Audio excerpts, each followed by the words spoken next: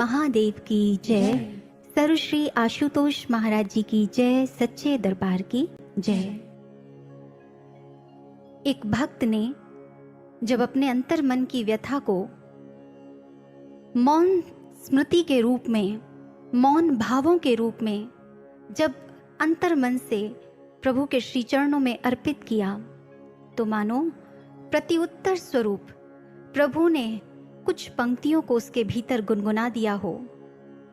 वो पंक्तियां हैं, जो कुछ भी तेरे दिल में है सब उसको खबर है, बंदे तेरे हर हाल पर मालिक की नजर है, खुद ही वो तेरी मुश्किल को आसान करेगा, जो तू नहीं कर पाया वो भगवान करेगा, वो भगवान करेगा।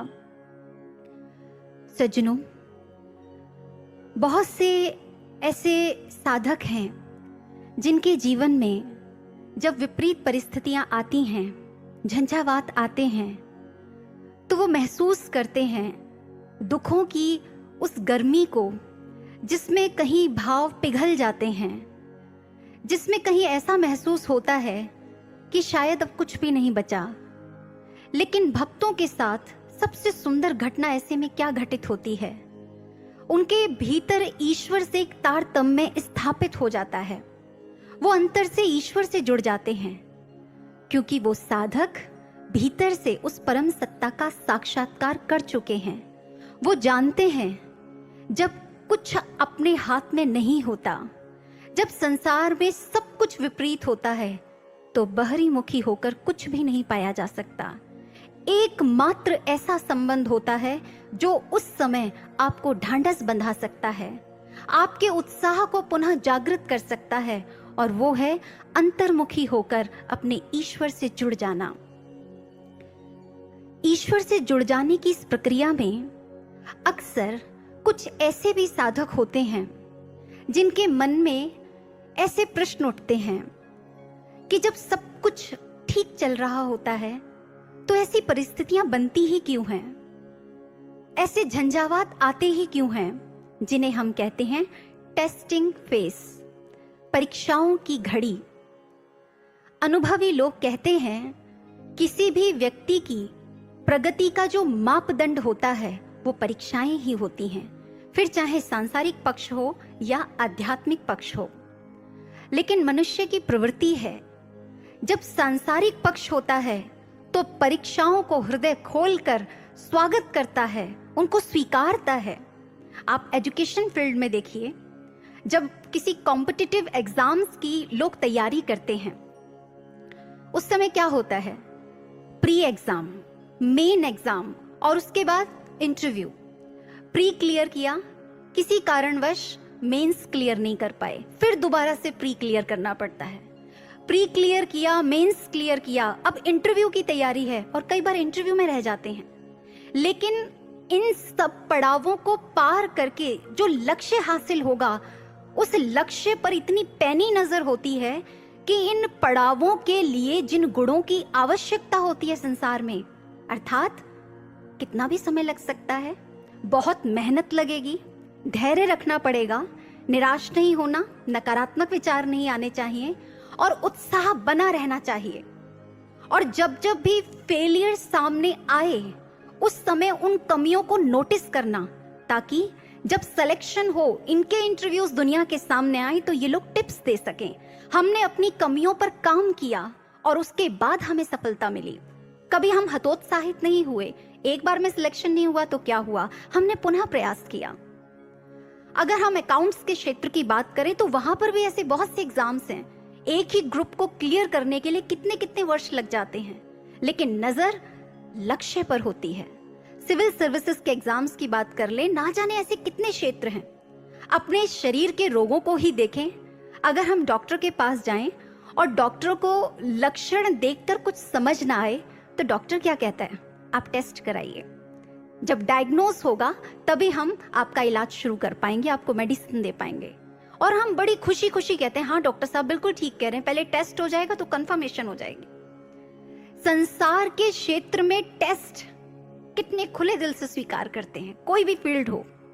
लेकिन वही जब आध्यात्मिक क्षेत्र हो, वहां की बात हो, आध्यात्मिक क्षेत्र में अक्सर लोगों का क्या कहना होता है? महापुरुषों के पास एक दुखी व्यक्ति इसलिए आता है कि वो शांति को प्राप्त कर सके, वो अपने दुखों का अंत कर सके। वो इसलिए नहीं आता कि उसे कुछ देना पड़े। वो क्यों परीक्षा देगा, किस लिए परीक्षा देगा? वो तो खुद ही परेशान आया है। अगर ठहर कर सोचें, आप अपने बच्चे का जब स्कूल में एडमिशन कराने जाएं, आप अपने बच्चे से कहें बेटा बहुत मन लगाकर पढ़ाई करनी है, और आपका बच्चा प्रत्युत्तर स्वरूप कहे हाँ पापा मैं सारी क्लास अटेंड करूंगा, मैं टीचर्स की भी बहुत रेस्पेक्ट करूंगा, नियमित रूप से स्कूल जाऊंगा, लेकिन ना मैं एग्जाम नहीं दूंगा। आप क्या समझाएंगे उसे? आप हंसेंगे उसकी बालवत चेष्टा पर? यही तो कहेंगे अरे बुद्धू एग्जाम नहीं देगा तो प्रमोट कैसे होगा नेक्स्ट क्लास में, हमेशा एक ही क्लास में रहना है क्या? कितना साधारण सा उत्तर लग रहा होगा ना कि यही तो समझाएंगे। तो क्या आध्यात्मिक क्षेत्र में आध्यात्मिक उन्नति नाम का क्या कोई शब्द नहीं होता? क्या यहाँ प्रमोशन नहीं होता? कभी मन में ये प्रश्न नहीं आता अगर इस टेस्टिंग फेज से नहीं निकले तो क्या उसी क्लास में नहीं पड़े रह जाएंगे? आगे कैसे बढ़ेंगे? यही एक मार्के का प्रश्न है जो हमें कहीं ना कहीं सोचने पर मजबूर करता है कि जिस समय कोई साधक बनने की प्रक्रिया से गुजरता है तो तकलीफ होती है और अच्छा नहीं लगता, क्योंकि सारी चीजें मन के विपरीत घटित होती हैं। लेकिन अगर कोई जरा भी गहराई से सोचे, टेस्ट पहले शिष्य नहीं देता, पहला टेस्ट गुरु देते हैं। समर्पण पहले शिष्य नहीं करता, पहला समर्पण गुरु करते हैं। किस प्रकार? चलिए उदाहरण से समझते हैं। अगर आपसे ये कहा जाए कि अगर आपको ये कोई प्रश्न पूछे कि आप क्या महाराज जी पर आंख मूंद कर विश्वास कर सकते हैं, तो आप कहेंगे हाँ जी बिल्कुल कर सकते हैं, महाराज जी ने हमें इतनी अनुभूतियां कराई हैं। और आप ही नहीं, ऐसे असंख्य साधक हैं, असंख्य अनुभूतियां हैं। महाराज जी ने स्वयं वो अनुभूतियां कराई जिसमें शिष्य को ये विश्वास हुआ कि महाराज जी के ऊपर आंख मूंद कर विश्वास किया जा सकता है, या यूं कहें विश्वास का पात्र यदि कोई है तो वो महाराज जी हैं। दूसरा प्रश्न, अगर आपसे कोई ये कहे आपके चेहरे पर जब प्रसन्नता आती है, आपकी उदासी का जब हरण होता है, उसके पीछे का स्रोत कौन होता है? आप कहेंगे महाराज जी, क्योंकि जब सिचुएशन बहुत टिपिकल हो जाती है तो महाराज जी को ही पुकारते हैं। जब बिल्कुल हंसी नहीं आ रही होती, मन बहुत उदास होता है, तो फिर महाराज जी ही कुछ करते हैं। जब सुमिरन से हम जुड़ते हैं, महाराज जी को याद करते हैं, तो फिर मुस्कान बिखर जाती है चेहरे पर। यानी हमारे चेहरे पर जो मुस्कान आती है उसके पीछे का कारण कौन बनता है? गुरु। तीसरा, कई बार ऐसी परिस्थितियों से भी तो गुजरते हैं जब हम बोल नहीं पाते, कुछ कह नहीं पाते, जिसे हम कहते हैं अनकही पाती। मौन बात चल रही होती है और महाराज जी उसे सुन लेते हैं। आप सब साक्षी हैं, आप घर बैठे महसूस कर पा रहे होंगे, हमारी अपनी सी बात है। वहां पर भी गुरु ने ही इस टेस्ट में खुद को पास किया और स्वयं को बताया मैं अंतर्यामी हूं, सुनता हूं, जो कुछ तुम कहते हो मत बोलो मेरे आगे, लेकिन तुम्हारे अंतर्मन की भी सुनता हूं। वहीं अगर बात करें अगाध प्रेम की, अनकंडीशनल, कोई शर्त नहीं, ऐसा प्यार कौन करता है हमें? दोबारा नाम आता है हमारे महाराज जी। और यदि एक अंतिम प्रश्न पूछूं, हमारे उत्थान के लिए जिन्होंने अपना सर्वस्व अर्पित कर दिया, आपके हृदय में किसका नाम आता है? सिर्फ और सिर्फ हमारे गुरु महाराज जी, जिन्हें पल पल अपने शिष्य की चिंता रहती है। और वो इस टेस्ट में भी उन्होंने स्वयं खुद को क्लियर किया अपने शिष्य के आगे कि तुझे अपनी चिंता करने की जरूरत नहीं है, मैं बैठा हूं, मैं तेरे उत्थान के लिए प्रयासरत हूं, मैं तेरे उत्थान के लिए कटिबद्ध हूं। सज्जनों, ये जितने भी क्वेश्चंस हम सुनते आ रहे हैं, आपको लग रहा होगा बात तो बिल्कुल ठीक है, सारे टेस्ट तो पहले महाराज जी ने ही क्लियर किए हैं, हमने कुछ भी कहा महाराज जी ऐसा हो जाए, महाराज जी ने तुरंत कर दिया। और ऐसे कितने सारे उदाहरण भी हैं। मुझे एक भाई की घटना याद आ रही है। एक बहुत ही साधारण से परिवार का भाई, जो अपने सभी बहन भाइयों में पढ़ने में सबसे अच्छा था। उसके पिता ने जैसे तैसे पैसे का इंतजाम किया और उसका बीटेक में एडमिशन कराया। 80,000 रुपए की फीस भरी। लेकिन उस भाई ने जब पहली क्लास अटेंड की, पहला लेक्चर अटेंड किया, वहां इंग्लिश में लेक्चर हो रहा था। वो लेक्चर को सुनते ही एकदम हतोत्साहित हो गया, क्योंकि वो हिंदी मीडियम से था, साधारण से परिवार को बिलोंग करता था, कोई बहुत अच्छी उसकी एकेडमिक क्वालिफिकेशन नहीं थी, कोई बहुत अच्छे स्कूल में उसको नहीं पढ़ाया गया था। और वो इतना हतोत्साहित हुआ, बाकी सब बच्चे फटाफट नोट्स बना रहे थे और वो नहीं कर पाया। और इतना निराश हुआ, घर जाकर उसने अपने फादर को कहा, पापा मैं नहीं कर पाऊंगा, आप मेरा बीएससी में एडमिशन करा दीजिए। उसके फादर की जो उम्मीद थी, ऐसा लगा उस पर पानी पड़ गया हो। उन्होंने कहा, बेटे मुझे तो तुझसे बहुत उम्मीदें हैं, एक तू ही तो है। लेकिन बच्चा नहीं माना। कॉलेज के जो लेक्चरर्स थे उनसे बात कराई, कोई फर्क नहीं हुआ। जो उनके फ्रेंड्स थे, रिलेटिव्स थे, उनसे बात कराई, कोई फर्क नहीं पड़ा। बच्चा बिल्कुल दृढ़ था कि मैंने नहीं करना तो नहीं करना। लास्ट में कॉलेज के डीन के साथ मीटिंग हुई कि बेटा आप चिंता मत करो, सब कुछ हो जाएगा, आप कोई बात नहीं, हम आपको कोऑपरेट करेंगे। लेकिन वो अंदर से इतना डाउन फील कर रहा था कि मैं नहीं कर पाऊंगा। इसी दौरान संस्थान का कोई कार्यक्रम हुआ जिसमें वो बच्चा आया, और उस कार्यक्रम के दौरान कहीं ना कहीं मन में निराशा तो थी कि पापा ने इतनी मुश्किल से पैसों का इंतजाम किया और मैं नहीं कर पा रहा। हाथ जोड़कर गुरु महाराज जी के स्वरूप के सामने प्रार्थना की, महाराज जी आप मेरा मार्गदर्शन कीजिए, महाराज जी आप ही बताइए मेरे भविष्य में मैं क्या करूं, मुझे कुछ नहीं समझ आ रहा। और बस प्रार्थना करके अपने घर वापस आ गया। उस दिन महाराज जी ने उसे एक दिव्य स्वप्न दिखाया। दिव्य स्वप्न में वो देखता है कि वो बीटेक की पढ़ाई कर रहा है, और महाराज जी ने रिजल्ट भी दिखाया। रिजल्ट में था 73%, 73% अंकों से वो पास हुआ है। उसने इस बात को इग्नोर किया। उसने कहा मुझे ऐसे ही दिख गया होगा, इन दिनों में बहुत स्ट्रेस में हूं, ऐसे कैसे हो सकता है, मुझे करना ही नहीं है। अगले दिन पुनः यही अनुभव रिपीट होता है। महाराज जी वही अनुभव दिखाते हैं कि वो बीटेक की पढ़ाई कर रहा है, और अगेन जब रिजल्ट आता है फाइनल ईयर का तो 73%। अब उसको कुछ हुआ अंदर से कि महाराज जी को 2 बार दिखाना पड़ा ये अनुभव, नहीं अब तो कुछ है। और फिर महाराज जी के स्वरूप के आगे प्रार्थना की, महाराज जी मेरा जो आत्मबल है इसमें बहुत कमजोर है, मैं अंतर से अपने आप को बहुत कमजोर महसूस कर रहा हूँ, महाराज जी मुझे शक्ति प्रदान कीजिए यदि आप मुझसे कुछ कराना चाहते हैं। वो भाई कहता है बस ये अंदर से बोलने की देर थी और सब कुछ एक जादू सा होता चला गया। वही लेक्चरर्स थे, वही क्लास थी, सब धीरे धीरे धीरे धीरे और बीटेक कंप्लीट हो गई। सबसे ज्यादा अचंभे की बात थी वो ये, क्योंकि वो शुरुआत में महाराज जी के इतने अनुभवों से नहीं जुड़ा हुआ था।